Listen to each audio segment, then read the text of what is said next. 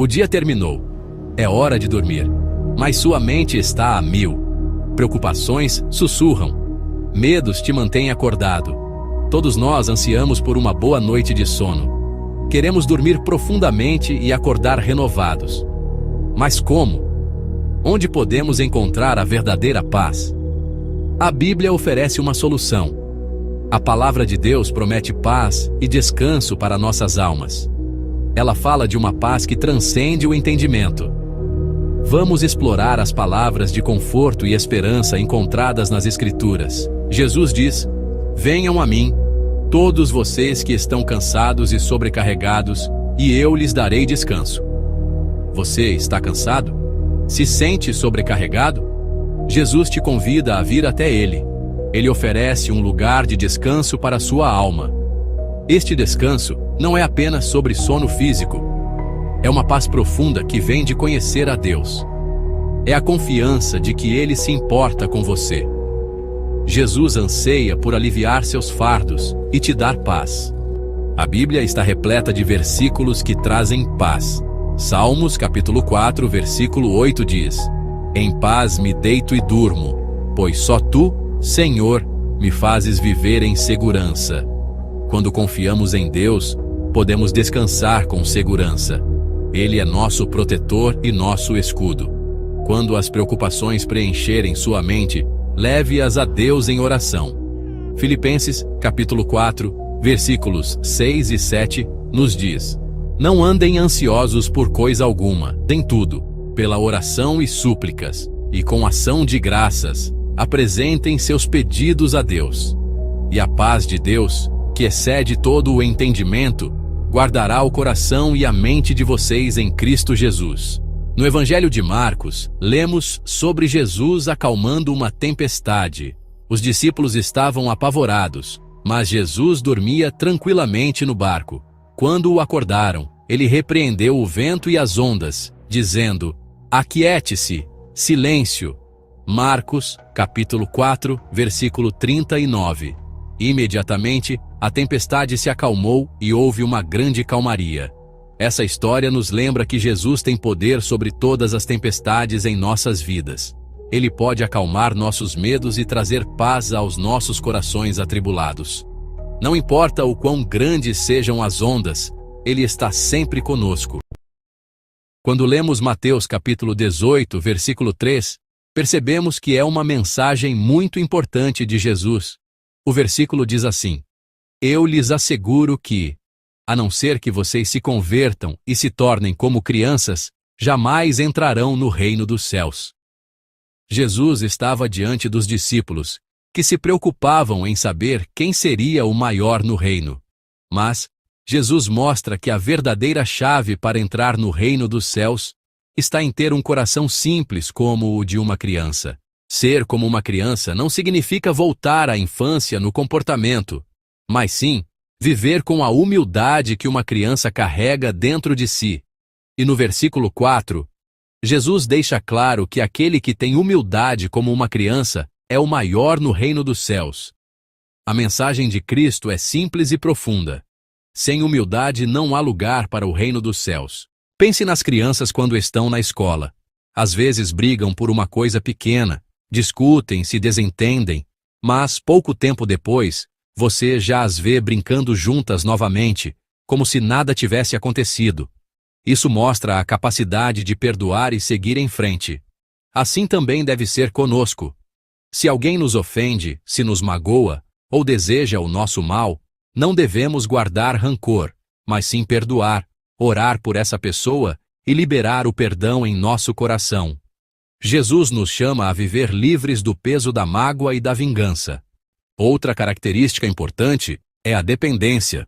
A criança reconhece que não pode viver sem o cuidado e a proteção de seus pais. Ela se sente segura quando está agarrada a eles. Da mesma forma, nós precisamos reconhecer que sem Deus, não somos nada. Deus é o nosso sustento, nossa força, nossa proteção. Estar na presença de Deus não é uma opção, é uma necessidade. Assim como uma criança não consegue ficar sem o colo ou a mão de seus pais, também nós precisamos estar a cada momento ligados a Deus. em oração, na leitura da palavra, no jejum, em comunhão com Ele. Nós dependemos de Deus. Por isso não podemos sair da presença de Deus. A todo momento devemos estar atentos, lendo a Bíblia, fazendo oração, fazendo jejum. Nós devemos estar sempre na presença de Deus. Não importa as dificuldades, não importa o lugar, sempre devemos viver uma vida para agradar a Deus. E aqui entra também a confiança. A criança confia porque sabe quem é os seus pais. Ela pode até não entender tudo, mas acredita que nos braços de seus pais ela está segura. Nós também devemos viver assim diante de Deus. Mesmo sem entender certas situações, precisamos confiar que Deus está cuidando, que Deus sabe o que é melhor para nós. Por isso, quando Jesus diz que precisamos nos tornar como crianças, Jesus está nos ensinando que o reino dos céus é para os humildes, para os que perdoam, para os que dependem de Deus e confiam de todo o coração. Boa noite, querido irmão e irmã. Que a paz do Senhor esteja com você. Hoje vamos refletir sobre a fé e como ela nos sustenta nos momentos de incerteza. Respire fundo, relaxe e permita que essas palavras fortaleçam seu coração. Começamos com uma promessa de Deus. Ora, a fé é a certeza daquilo que esperamos e a prova das coisas que não vemos. Hebreus 11, 1. A fé nos leva a confiar em Deus, mesmo quando não enxergamos o caminho. Vamos juntos meditar sobre isso. A fé é mais do que acreditar, é confiar plenamente no cuidado de Deus. Muitas vezes, enfrentamos momentos de dúvida e medo, mas a palavra nos ensina, porque andamos por fé, e não pelo que vemos. 2 Coríntios 5, 7. Imagine-se caminhando em uma estrada escura, sem enxergar o que há à sua frente, mas você sabe que Deus está ali, guiando seus passos. Assim é a fé. Jesus ensinou aos seus discípulos que a fé é poderosa. Se você tiver fé do tamanho de um grão de mostarda, poderá dizer a este monte, vá daqui para lá, e ele irá, nada lhe será impossível. Mateus 17, 20. A Bíblia nos dá muitos exemplos de fé. Um deles é Abraão. Deus lhe prometeu um filho, mesmo em sua velhice, e ele creu. Sem duvidar, ele creu na promessa de Deus, e foi fortalecido na fé, dando glória a Deus. Romanos 4, 20. Abraão não viu a promessa se cumprir de imediato, mas esperou com confiança. Deus é fiel para cumprir o que promete. Outro exemplo é Pedro, que andou sobre as águas quando manteve os olhos em Jesus, mas quando duvidou, começou a afundar. Imediatamente, Jesus estendeu a mão e o segurou. Homem de pequena fé, por que você duvidou? Mateus 14, 31. A fé nos mantém firmes. Quando olhamos para Jesus, encontramos força para seguir em frente. Agora, pense. Qual promessa de Deus você precisa lembrar hoje? Confie que Ele é fiel. Todos passamos por momentos de dor e sofrimento, mas Deus nos convida a confiar nele mesmo nesses tempos difíceis. Muitas são as aflições do justo, mas o Senhor o livra de todas. Salmo 34, 19. A fé nos ajuda a permanecer firmes, pois sabemos que Deus tem um propósito para cada situação. O apóstolo Paulo enfrentou dificuldades, mas declarou: posso todas as coisas naquele que me fortalece. Filipenses 4, 13.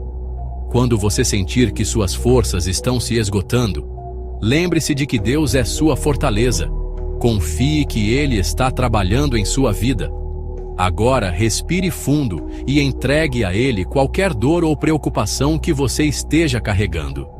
A fé não apenas nos sustenta no presente, mas também nos dá esperança para o futuro. Deus tem um plano para cada um de nós. Porque sou eu que conheço os planos que tenho para vocês, diz o Senhor. Planos de fazê-los prosperar e não de lhes causar dano. Planos de dar a vocês esperança e um futuro. Jeremias 29, 11. Mesmo quando as coisas parecem incertas, podemos confiar que Deus está no controle. Como está escrito em Romanos 8, 28, Sabemos que Deus age em todas as coisas para o bem daqueles que o amam, dos que foram chamados de acordo com o seu propósito. Seja qual for a situação que você está enfrentando, saiba que Deus tem um plano maior. Confie, persevere e mantenha sua esperança nele. Hoje, refletimos sobre a fé e como ela nos sustenta, nos fortalece nos momentos de aflição e nos dá esperança para o futuro. Que essa palavra fique em seu coração e traga paz. Tenha uma noite abençoada. Que sua fé continue crescendo e fortalecendo seu coração. Deus está com você. Você já se perguntou se estamos vivendo os últimos dias da humanidade? Será que as profecias do Apocalipse estão se cumprindo diante de nossos olhos? Hoje, vamos mergulhar no último livro da Bíblia, o Apocalipse, e explorar o que ele realmente nos diz sobre o fim dos tempos. Prepare-se para uma viagem, enquanto revelamos as mensagens escondidas que intrigam o mundo há mais de milênios. O livro do Apocalipse foi escrito pelo apóstolo João. A palavra Apocalipse vem do grego e significa revelação. Mais do que prever catástrofes, ele revela o plano de Deus para o fim do tempo e a vitória final de Cristo. Mas por que este livro é tão simbólico e difícil de entender? Ele usa imagens como dragões, bestas e o famoso número 666, que até hoje geram debates e interpretações. O Apocalipse e outros textos da Bíblia descrevem sinais que antecedem o fim dos tempos. Entre eles, Jesus em Mateus 24 fala sobre guerras, terremotos, pestes e o aumento da maldade. No Apocalipse, esses sinais aparecem como os 4 cavaleiros: a conquista, a guerra, a fome e a morte. A marca da besta, mencionada em Apocalipse 13, 16 a 18, é talvez o símbolo mais discutido. Muitos se perguntam: isso está relacionado à tecnologia moderna? Microchips? Ou algo mais simbólico? O Apocalipse fala da batalha final entre o bem e o mal, conhecida como Armagedon.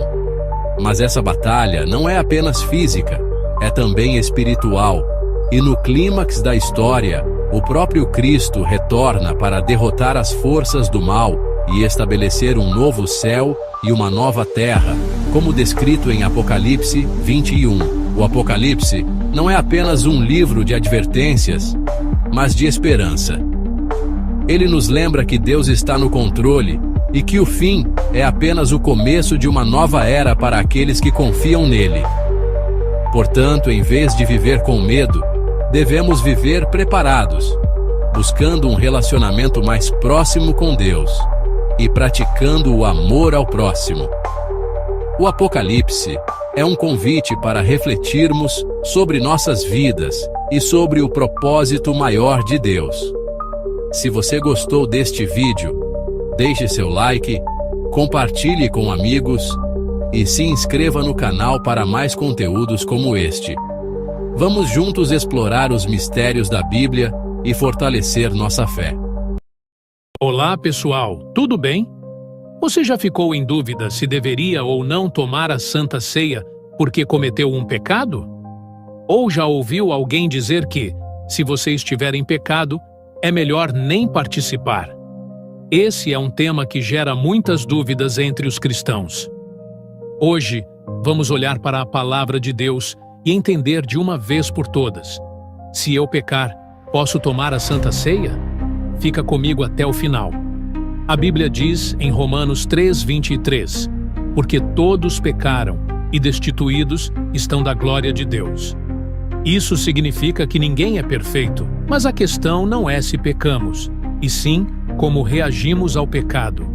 O verdadeiro problema é permanecer nele sem arrependimento.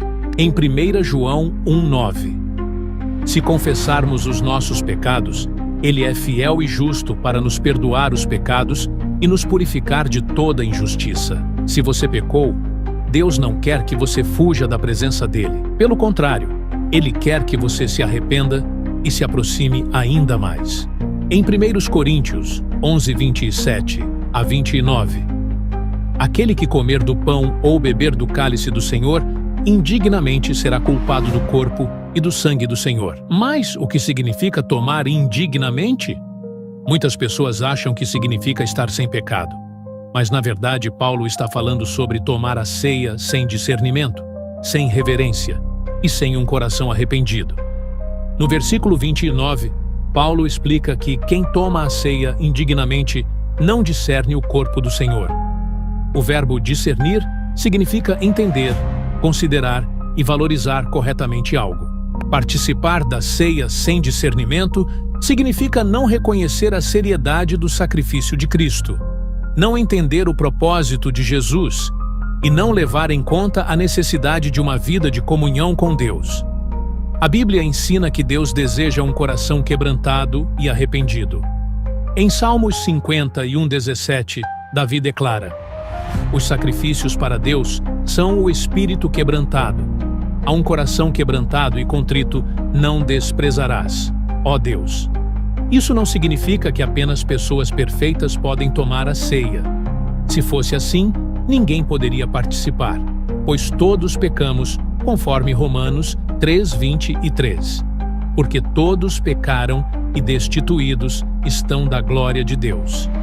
O que Paulo alerta é sobre aqueles que tomam a ceia sem arrependimento, sem confissão de pecados, sem examinar sua conduta diante de Deus. Antes de participar, é necessário um autoexame sincero, conforme ele ensina no versículo 28. Examine-se, pois, o homem a si mesmo, e assim coma deste pão e beba deste cálice. Se alguém peca, se arrepende e confessa seus pecados diante de Deus, pode tomar a ceia com confiança na graça e no perdão do Senhor. Então, se eu pecar, posso tomar a ceia? A resposta é sim, desde que haja arrependimento sincero. A Santa Ceia não é para os perfeitos, mas para aqueles que reconhecem sua necessidade de Cristo.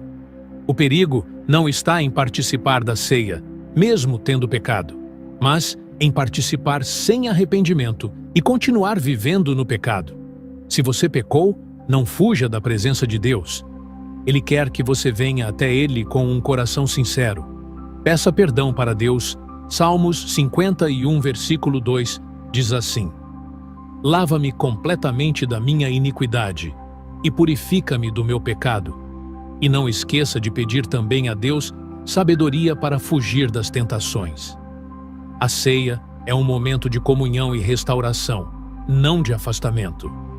Chegamos ao fim deste estudo, mas a reflexão que fizemos aqui deve continuar em nosso coração. A Santa Ceia não é apenas uma ceia, mas um momento profundo de comunhão com Deus e de renovação espiritual.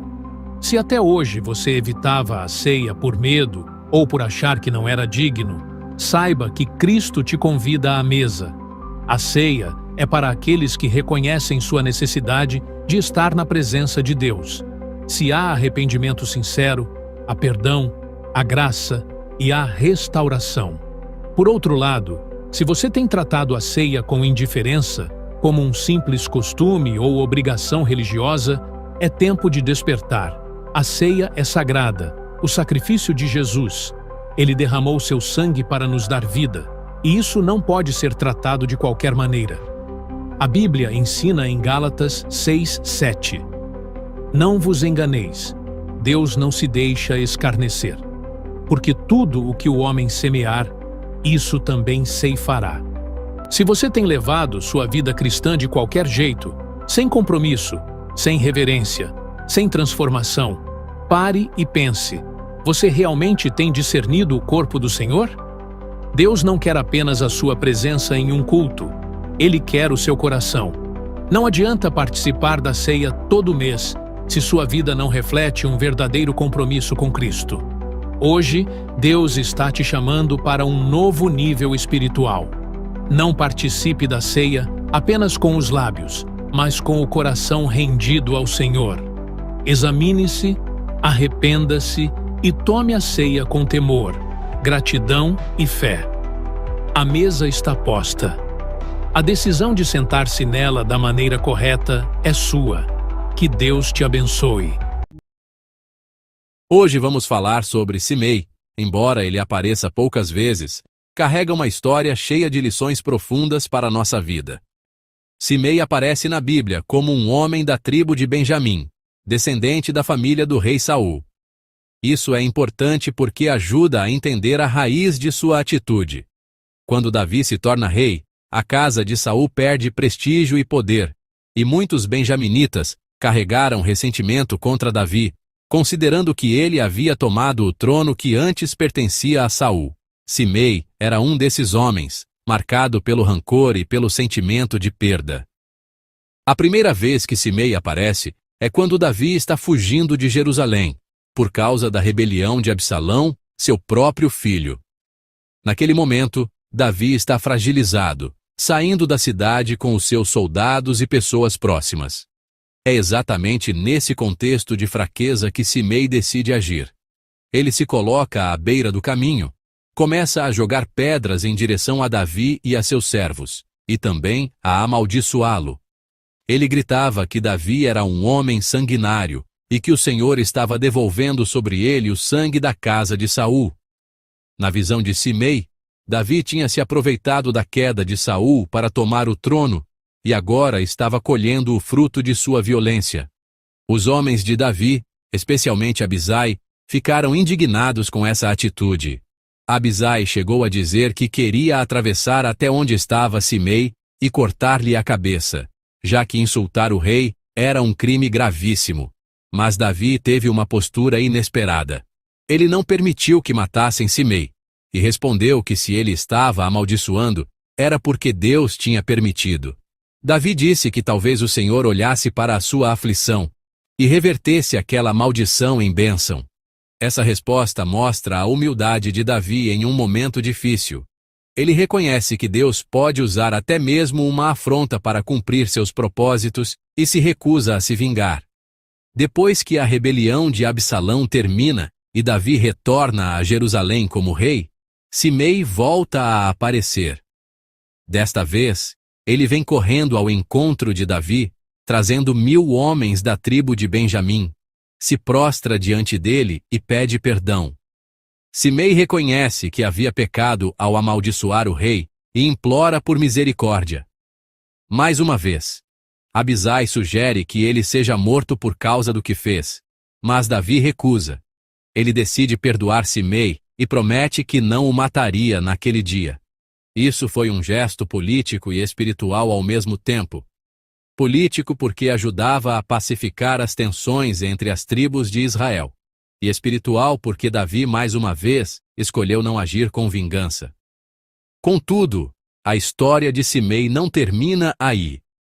Mais tarde, já nos últimos dias de sua vida, Davi chama seu filho Salomão e lhe dá instruções sobre algumas pessoas que haviam lhe causado problemas. Entre essas pessoas estava Simei. Davi lembra Salomão do que ele tinha feito no dia da fuga, mas também lembra que tinha jurado não matá-lo. Por isso, Davi não o condenou em vida, mas disse a Salomão que ele, como rei, deveria lidar com o caso com sabedoria e não deixar que a maldade de Simei passasse despercebida. Quando Salomão assume o trono, chama Simei e estabelece um acordo com ele. O rei ordena que Simei construa uma casa em Jerusalém e que não saia da cidade. Salomão deixa claro que, se ele ultrapassasse os limites, isso seria considerado quebra do juramento e ele morreria. Simei aceita a condição e fica em Jerusalém durante 3 anos. Mas, depois desse tempo, 2 servos de Simei fogem para Gate, uma cidade filisteia. Simei decide sair de Jerusalém para buscá-los. Ao fazer isso, ele quebra a ordem que Salomão tinha estabelecido. Quando retorna, Salomão é informado e o confronta. Ele lembra a Simei que ele mesmo havia jurado obedecer às regras e que agora tinha quebrado o juramento. Como consequência, Salomão ordena que Simei seja morto. Com isso, a história dele se encerra, e o texto bíblico diz que o reino se firmou nas mãos de Salomão. A vida de Simei nos mostra várias lições. Primeiro, como o ressentimento e a amargura podem levar uma pessoa a atitudes imprudentes e pecaminosas. Em vez de aceitar o que Deus tinha feito escolhendo Davi como rei, Simei deixou o ódio crescer em seu coração e se tornou um opositor injusto. Segundo, vemos a postura de Davi, que preferiu não se vingar, reconhecendo que Deus estava acima de tudo e que só ele poderia julgar. Essa atitude de humildade e confiança em Deus é um grande exemplo. Por outro lado, também aprendemos com Salomão que a misericórdia não significa ausência de justiça. Salomão deu uma chance a Simei, estabeleceu limites claros, mas quando ele quebrou sua palavra, sofreu as consequências. Mas a lição mais marcante está na desobediência de Simei. Ele recebeu uma chance de viver em paz, mas não guardou o juramento. Preferiu correr atrás de seus interesses fora de Jerusalém, e por causa disso, perdeu a vida. Assim são muitos hoje em dia. Deus dá uma oportunidade, mas a pessoa se distrai com o que está lá fora, se preocupa mais com aquilo que o mundo oferece, e acaba quebrando sua aliança com Deus. Simei é um alerta para nós. Desobedecer às ordens de Deus e desprezar a sua palavra sempre traz consequências. Portanto, que possamos aprender com essa história a respeitar a vontade de Deus. E precisamos confiar em Deus em todos os momentos de nossa vida e levar a sério os compromissos que fazemos diante de Deus. Sabe, há coisas na vida que simplesmente não conseguimos entender. Podemos ter todo o conhecimento do mundo, a melhor formação, a mente mais lógica, ainda assim há limites. Há momentos em que olhamos para o que está acontecendo à nossa volta e nos perguntamos: por que isso está acontecendo comigo? Por que agora? Por que assim? É nesse ponto que Eclesiastes, capítulo 11, versículo 5, nos confronta com uma verdade que muitos ignoram. Assim como tu não sabes qual o caminho do vento, nem como se formam os ossos no ventre da mulher grávida, assim também não sabes as obras de Deus, que faz todas as coisas. Esse versículo é um lembrete direto e profundo. Você não sabe. Você não sabe como o vento se move. Você apenas o sente. Você não sabe como a vida se forma dentro do útero. Você vê o milagre, mas não compreende completamente. Assim também, você não sabe o que Deus está fazendo. Mas o problema é que muitas pessoas não aceitam isso. Elas querem saber tudo, controlar tudo, decidir por si mesmas. Querem escolher seus caminhos, seus planos, seus desejos, e quando algo não acontece como elas querem, se frustram. Dizem que Deus não está ouvindo, ou que Deus se esqueceu delas. Mas o problema é você mesmo. Muitas vezes, o ser humano está tão ocupado buscando aquilo que ele quer, que se esquece de ouvir a palavra de Deus. Não para um momento para perguntar: Senhor, é isso que o Senhor quer para mim? Isso é bom? Ou apenas é algo que eu desejo?